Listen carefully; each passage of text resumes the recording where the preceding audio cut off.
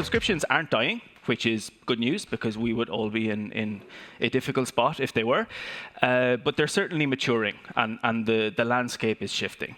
So it's a massively growing market. Estimated Gregory had 1.7 trillion by 2030. I've got 1.9 by 2035. So luckily we're pretty much in sync, which is good. But people are embracing subscriptions. They're continuing to do that. COVID saw a huge shift, and I'm sure all of your businesses experienced that as well. I buy my coffee beans on subscription now. My parents buy their pet food on subscription. If you want it or need it, you can get a subscription for it. So that's good, but it definitely presents a challenge. So customers are embracing the subscription model generally, but they are rejecting bad subscriptions.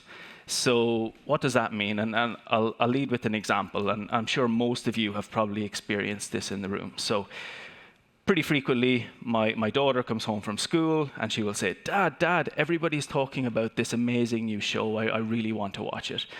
And I say, OK, cool, assuming it's age appropriate and it's suitable for you, no problem.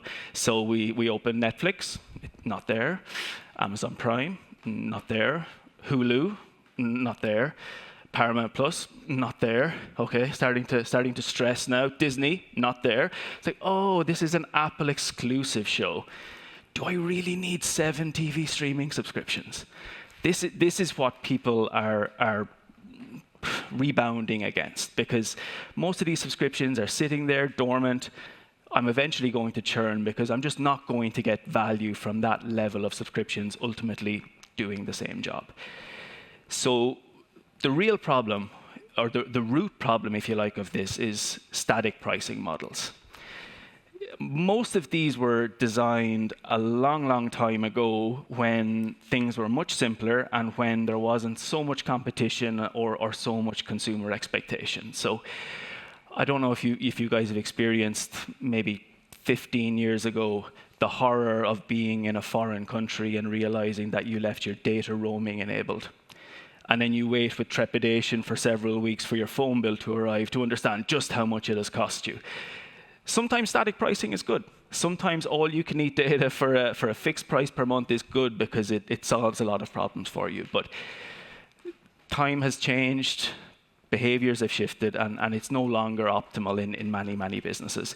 This one plan, one price, one size fits all is not really reflective of consumer trends today. Customers expect better because you've got a subscription model, your competitors do. As I said, coffee beans, pet food, subscriptions everywhere. So you're not necessarily just being compared now to your direct competitors. Customers are comparing generally across the entire subscription landscape. So even if you're in the publishing business, you're competing with the subscription dog food company because they're the ones that are pitching the consumer expectations, and they're the ones that your consumers are comparing you against. The static pricing model can actually also bring in an awful lot of complexity for the merchant because it doesn't really lend itself to predictability. And when you have unpredictable businesses, unpredictable cash flows, you get nervous CFOs. And I don't think anyone in the room likes being around a nervous CFO. It tends to be a pretty bad spot to be in. We may even have some CFOs in the room, so it's always nice to call them out. And then equally in Europe, it adds a very kind of specific nuance, a very specific layer, because we have so many local payment methods, different regulatory landscapes across the various European countries. So one size fits all is just not going to work. It is not going to get you where you need to go.